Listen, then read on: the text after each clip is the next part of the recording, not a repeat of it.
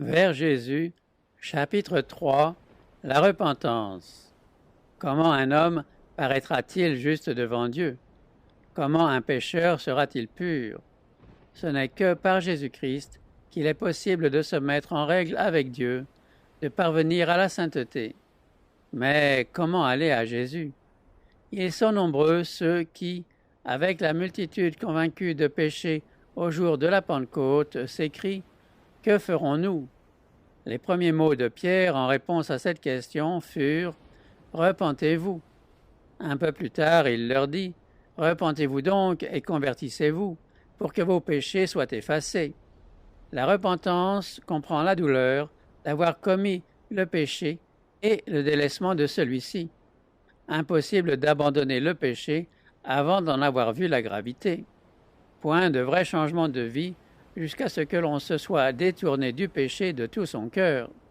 Ils sont nombreux ceux qui ne comprennent pas la véritable nature de la repentance. Beaucoup de personnes gémissent sur leurs péchés et se réforment même extérieurement parce qu'elles craignent les conséquences de leurs mauvaises actions. Ce n'est pas là la repentance dans le sens biblique du terme. C'est redouter la souffrance plutôt que le péché lui-même. Telle fut la douleur d'Ésaü quand il vit qu'il avait perdu à tout jamais son droit d'aînesse.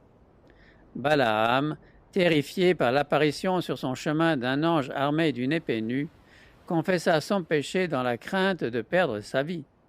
Mais il n'y avait pas en lui de repentance véritable, pas de changement de disposition, pas d'horreur du mal. Judas Iscario, après avoir trahi son Seigneur, s'écria « J'ai péché en livrant le sang innocent ». Cette confession lui était arrachée par le sentiment terrible de sa condamnation et par la perspective redoutable du jugement de Dieu. Les conséquences de son crime le remplissaient de terreur, mais il n'éprouvait aucun remords, déchirant et sincère, d'avoir trahi le Fils de Dieu et renié le Saint d'Israël. Pharaon, au moment où les jugements de Dieu s'appesantissaient sur lui, reconnaissait son péché, mais ce n'était que pour échapper au châtiment, car dès que les plaies s'éloignaient, il recommençait à braver le ciel. Tous ceux-là déploraient les conséquences de leurs péchés, mais ils ne s'affligeaient pas sur ces péchés eux-mêmes. En revanche, quand le cœur de l'homme cède à l'influence de l'Esprit de Dieu, la conscience se réveille et le pécheur commence à entrevoir la profondeur et le caractère sacré de la loi de Dieu, loi qui est à la base de son gouvernement dans le ciel et sur la terre. La lumière qui, en venant dans le monde, éclaire tout homme, illumine les replis les plus secrets de son âme et met en évidence les choses cachées dans les ténèbres. La conviction du péché s'empare alors de son esprit et de son cœur. Saisi du sentiment de la justice de Jéhovah, le pécheur est terrifié à la pensée de paraître coupable et impur devant celui qui sonde les cœurs. Il voit l'amour de Dieu, la beauté de la sainteté, la joie de la pureté. Il désire être purifié et entrer en communion avec le ciel. La prière de David, après sa chute, peut illustrer le véritable repentir. Elle n'était nullement dictée par le désir d'échapper au jugement qui allait le frapper. Son chagrin fut sincère et profond.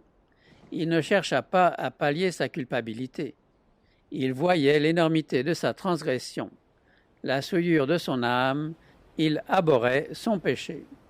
Ce n'est pas le pardon seulement qu'il demandait, mais la pureté du cœur. Il soupirait après la joie de la sainteté et la communion avec Dieu. Voici comment il s'exprime.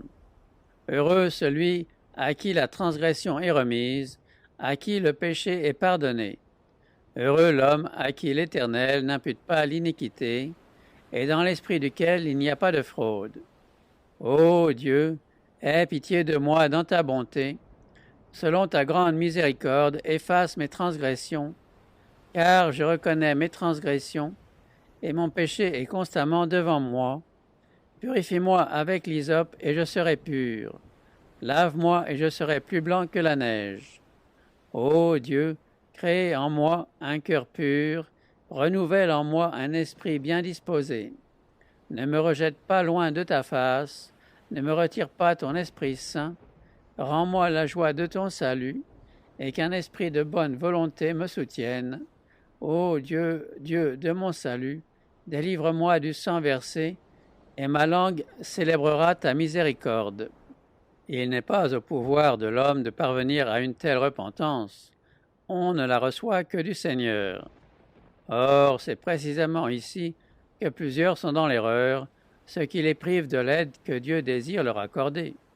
Ils pensent ne pas pouvoir venir à Jésus avant de s'être repentis et croient que la repentance prépare au pardon des péchés. Il est vrai que la repentance précède le pardon, car seul un cœur humilié et contrit éprouve le besoin d'un sauveur.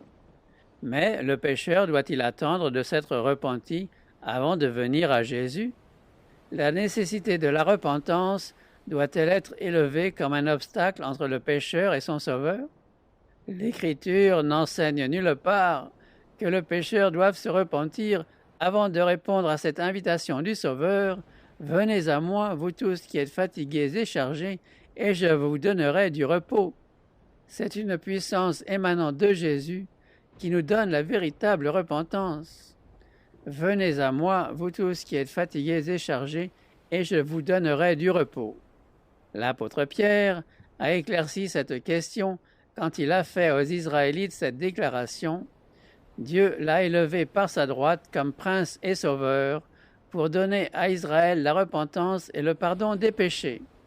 Il est tout aussi impossible de se repentir sans avoir la conscience réveillée par l'Esprit de Dieu que d'obtenir le pardon sans Jésus-Christ. Jésus-Christ est la source de tout bon sentiment. C'est lui seul qui peut mettre dans nos cœurs l'horreur du péché. Chaque aspiration vers la vérité et la pureté, chaque conviction de notre péché est une preuve de l'influence du Saint-Esprit sur notre cœur. Jésus a dit, « Quand j'aurai été élevé de la terre, j'attirerai tous les hommes à moi. » Il faut qu'il soit révélé aux pécheurs comme le Sauveur mort pour les péchés du monde. Car c'est la contemplation du Fils de Dieu sur la croix du Calvaire qui commence à nous révéler le mystère de la rédemption. La bonté de Dieu qui y éclate nous amène à la repentance. En mourant pour les pécheurs, le Fils de Dieu a manifesté un amour incompréhensible. Or, la contemplation de son amour touche le cœur, frappe l'esprit et brise toute résistance. Il arrive, il est vrai, à l'homme d'être confus de ses péchés et de délaisser certaines mauvaises habitudes avant d'être conscient de la puissance d'attraction de Jésus-Christ. Mais chaque tentative de réforme, basée sur un désir sincère de bien faire, est le résultat de cette puissance d'attraction. Une influence dont il ne se rend pas compte agit sur son âme, ranime sa conscience et amende sa conduite extérieure. Et à mesure que le Sauveur attire ses regards sur la croix et lui fait contempler celui que ses péchés ont percé, les commandements de Dieu parlent à sa conscience. Il se rend compte de la méchanceté de sa vie. Il comprend que le péché a jeté de profondes racines dans son cœur. Il commence à entrevoir la justice de Jésus-Christ et il s'écrie « Quelle n'est pas la gravité du péché, puisqu'il a fallu un tel prix pour la rédemption de ses victimes. Tout cet amour, toutes ces souffrances, toute cette humiliation était-il nécessaire pour que nous ne périssions pas, mais que nous ayons la vie éternelle ?» Le pécheur peut résister à cet amour, refuser de se laisser attirer par le Sauveur. Mais s'il ne résiste pas, il sera attiré vers lui. La révélation du plan du salut l'amènera repentant au pied de la croix. Et il comprendra que ses péchés ont causé les souffrances du bien-aimé Fils de Dieu. L'Esprit de Dieu qui agit dans la nature est aussi celui qui parle au cœur de l'homme et y fait naître un besoin inexprimable de quelque chose qu'il ne possède pas. Les choses du monde ne peuvent le satisfaire. L'Esprit de Dieu plaide avec lui pour le pousser à chercher ce qui seul peut procurer la paix et le repos, la grâce de Jésus-Christ, la joie de la sainteté. Par des intermédiaires visibles et invisibles, notre Sauveur s'efforce sans cesse de détourner nos pensées des vains plaisirs du péché pour les attirer sur les grâces infinies que nous pouvons obtenir en lui. C'est à toutes les âmes qui ont cherché en vain à se désaltérer aux citernes crevassées du monde que ce message divin est adressé. Que celui qui a soif vienne, que celui qui veut prenne de l'eau de la vie gratuitement. Vous qui soupirez en votre cœur après une vie supérieure à celle que le monde peut vous offrir, reconnaissez dans ce désir la voix de Dieu parlant à votre âme. Demandez-lui de vous donner la repentance, de vous révéler Jésus dans son amour infini, sa pureté parfaite. Les principes de la loi divine, amour de Dieu et amour du prochain, sont parfaitement illustrés par la vie du Sauveur. Un amour et un désintéressement parfait, c'était là sa vie. C'est quand nous contemplons Jésus-Christ, quand les rayons de lumière émanant de lui descendent sur nous, que nous nous rendons compte de notre état de déchéance et de perdition. Nous pouvons, comme Nicodème, nous bercer de l'illusion que notre vie a été régulière, que notre moralité n'a rien laissé à désirer, et en conclure que nous n'avons pas lieu de nous humilier devant Dieu comme de vulgaires pécheurs. Mais quand la lumière de Jésus-Christ brillera dans notre âme, nous verrons combien nous sommes impurs. Nous discernerons l'égoïsme de nos mobiles et l'inimitié contre Dieu qui a souillé tous les actes de notre vie. Nous nous rendrons compte que notre justice est véritablement comme le linge le plus souillé et que seul le sang de Jésus peut nous purifier de la souillure du péché et transformer nos cœurs à sa ressemblance. Un rayon de la gloire de Dieu, une lueur de la pureté de Jésus-Christ pénétrant notre âme, en fait douloureusement et nettement ressortir chaque tache. Il met en évidence la difformité et les défauts du caractère humain, les désirs non sanctifiés, l'incrédulité du cœur, l'impureté des lèvres. Les actions déloyales du pécheur, actions qui outragent la loi divine, éclatent à ses yeux. Son esprit est humilié et affligé sous l'influence scrutatrice de l'Esprit de Dieu. Il se prend en dégoût en présence du caractère pur et immaculé de Jésus. Quand le prophète Daniel contempla la gloire du messager céleste, il fut comme anéanti par le sentiment de sa faiblesse et de son imperfection. Voici en quels termes il décrit l'effet que produisit sur lui cette contemplation. Je restai seul, et je vis cette grande vision. Les forces me manquèrent, mon visage changea de couleur, et fut décomposé, et je perdis toute vigueur. L'âme ainsi touchée aura une profonde aversion de son amour du moi, et recherchera, par la justice du Christ, une pureté de cœur conforme à la loi de Dieu et au caractère de Jésus. L'apôtre Paul, parlant de sa conduite extérieure, se disait irréprochable à l'égard de la justice de la loi.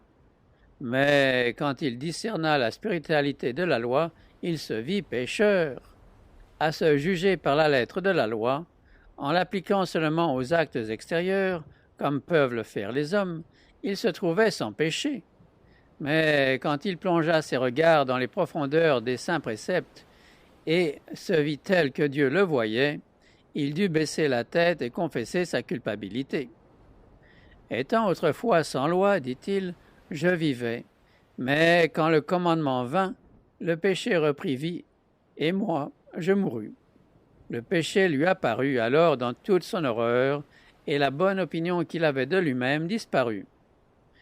Tous les péchés ne sont pas également odieux devant le Seigneur. Il y a pour lui, comme pour les hommes, différents degrés de culpabilité. Mais quelque insignifiant que puisse paraître tel ou tel péché à nos propres yeux, il n'est jamais petit aux yeux de Dieu. Le jugement de l'homme est partial, imparfait, tandis que le Seigneur estime toutes choses à leur juste valeur. L'ivrogne est regardé avec mépris. On lui déclare que son péché l'exclura du royaume des cieux. Mais on est souvent moins sévère envers l'orgueilleux, l'égoïste et l'envieux. Et pourtant, ce sont là des péchés particulièrement odieux au Seigneur. Ils sont contraires à la bonté de son caractère, à l'amour parfaitement désintéressé qui est l'atmosphère dans laquelle se meuvent les mondes qui ont conservé leur intégrité. Celui qui tombe dans quelque faute grossière peut avoir le sentiment de son humiliation, de sa pauvreté et de son besoin d'un sauveur. Mais l'orgueilleux n'éprouve aucun besoin. Il ferme son cœur au Christ et se prive des bienfaits infinis qu'il est venu apporter. Le pauvre publicain qui faisait cette prière « Ô Dieu, sois apaisé envers moi, qui suis un pécheur », se considérait comme bien mauvais, et ceux qui le connaissaient n'avaient guère meilleure opinion de lui. Mais il avait le sentiment de sa misère, et sous le poids de sa culpabilité et de son opprobre, il se présenta devant Dieu pour implorer sa miséricorde. Son cœur était ouvert à l'action de l'Esprit qui pouvait l'affranchir du péché. Par contre, la prière orgueilleuse du pharisien montre que son cœur était inaccessible à l'influence du Saint-Esprit. Vivant loin de Dieu, il n'avait pas le sentiment de sa propre souillure, ni de la perfection de la sainteté divine, et, ne désirant rien, il ne reçut rien. Si vous voyez votre état de péché, n'attendez pas d'être meilleur. Ils sont nombreux ceux qui pensent n'être pas assez bons pour aller à Jésus. Pensez-vous devenir meilleur par vos propres efforts? Un Éthiopien peut-il changer sa peau et un léopard ses taches? De même, pourriez-vous faire le bien, vous qui êtes accoutumés à faire le mal? C'est en Dieu seul qu'est notre recours. N'attendons pas que la conviction devienne plus forte, ou que l'occasion soit plus favorable, ou bien encore que nous soyons moins mauvais. Nous ne pouvons rien faire de nous-mêmes.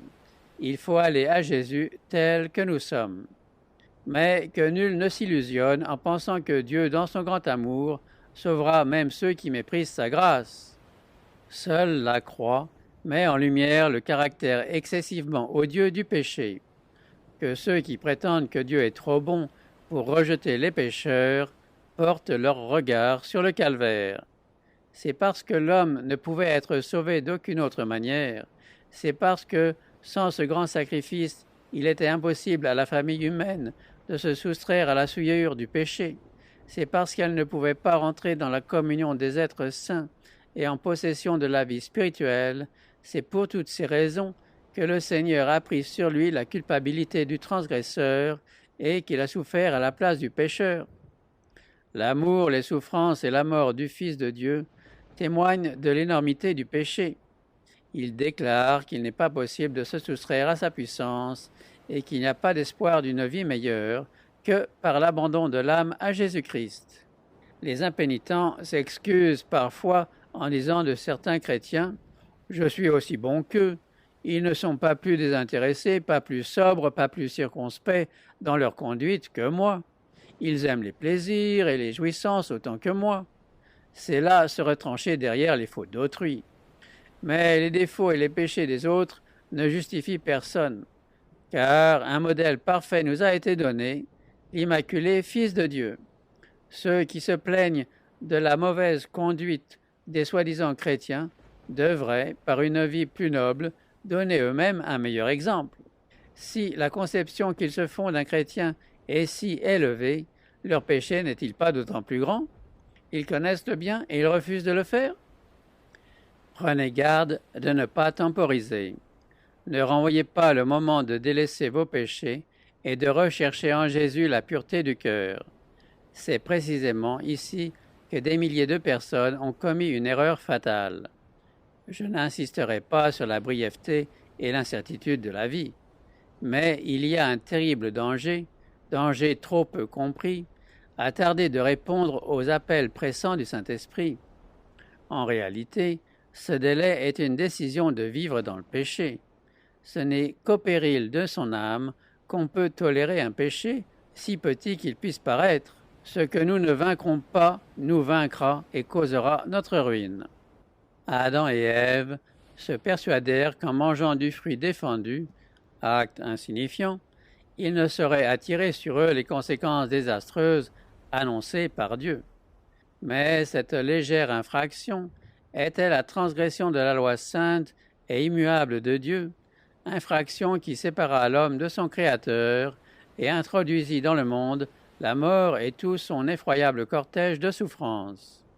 Dès lors, siècle après siècle, notre terre fait monter une clameur douloureuse, et la création tout entière soupire et souffre les douleurs de l'enfantement.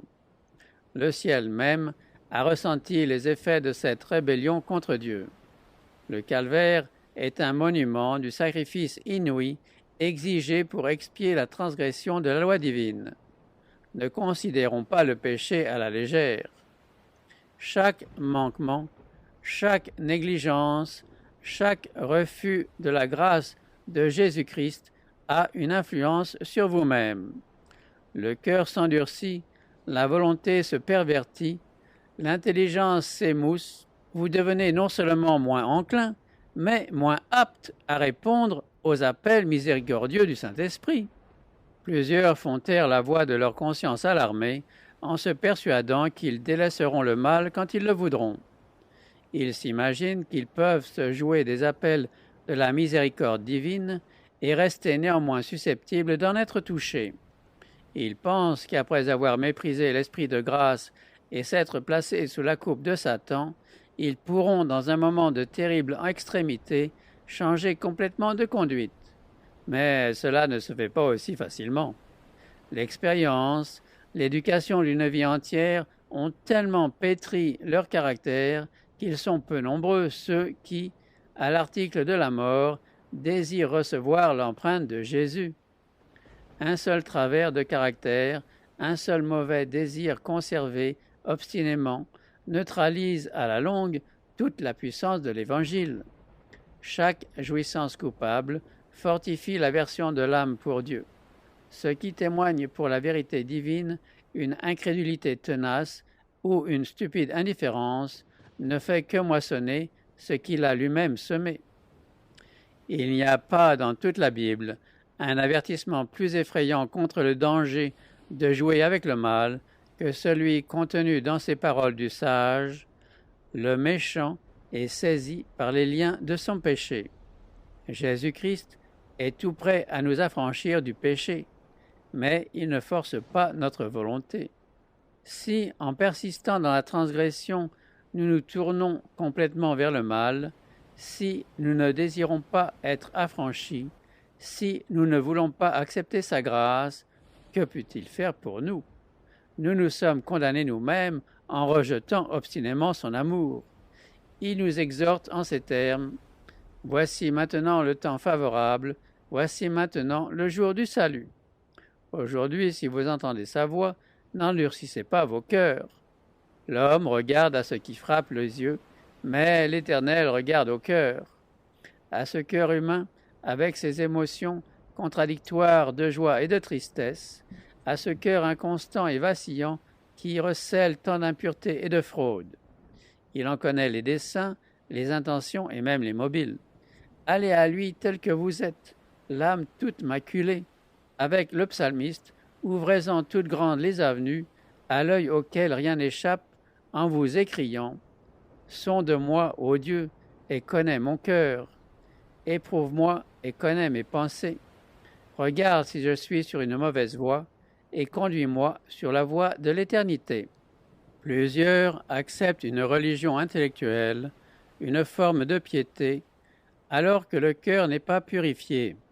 Que votre prière constante soit: « Crée en moi un cœur pur, renouvelle en moi un esprit bien disposé. » Agissez honnêtement avec votre âme. Soyez aussi sincère, aussi persévérant que si votre vie présente était en jeu.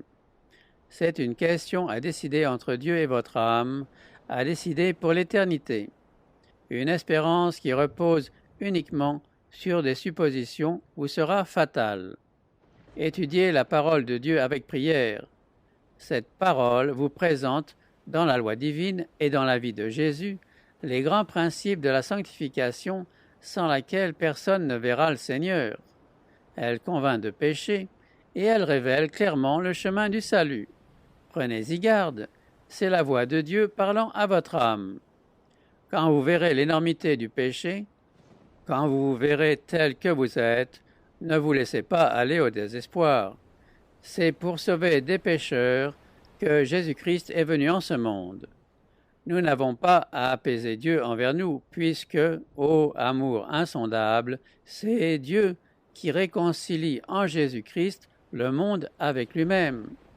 Il attire par son tendre amour les cœurs de ses enfants égarés. Il n'est pas de parents terrestres qui sachent manifester envers les fautes et les erreurs de leurs enfants la patience que Dieu exerce envers ceux qu'il désire sauver. Nul ne pourrait plaider avec plus de tendresse auprès du transgresseur. Jamais lèvres humaines n'ont adressé aux égarés des supplications plus aimantes. Toutes ces promesses, tous ces avertissements ne sont que les manifestations d'un amour indicible. Quand Satan vient vous dire que vous êtes un grand pécheur, élevez vos regards sur votre Rédempteur et parlez de ses mérites. Ce qui vous aidera sera de chercher sa lumière. Reconnaissez votre péché, mais dites à l'ennemi que Jésus-Christ est venu dans le monde pour sauver les pécheurs, et que vous pouvez être sauvés par son amour infini. Jésus raconta à Simon l'histoire de deux débiteurs. L'un devait à son maître une petite somme, et l'autre une somme très importante. Mais il remit à l'un et à l'autre leurs dettes. Puis Jésus demanda à Simon quel était celui des deux débiteurs qui aimerait le plus son maître. Simon répondit, « Celui, je pense, auquel il a le plus remis. Nous avons été de grands pécheurs, mais Jésus-Christ est mort pour nous assurer le pardon. Les mérites de son sacrifice sont suffisants pour nous réconcilier avec le Père. Ceux auxquels il a le plus pardonné l'aimeront le plus et se tiendront le plus près de son trône pour le louer de son grand amour et de son sacrifice infini. Ce n'est que par une connaissance plus approfondie de l'amour de Dieu que l'on se rend mieux compte de la malignité du péché. Quand nous comprenons le sacrifice infini de Jésus-Christ en notre faveur, notre cœur se fond de tendresse et de douleur. Retrouvez plus de lectures des ouvrages de l'Esprit de prophétie sur lerest.org.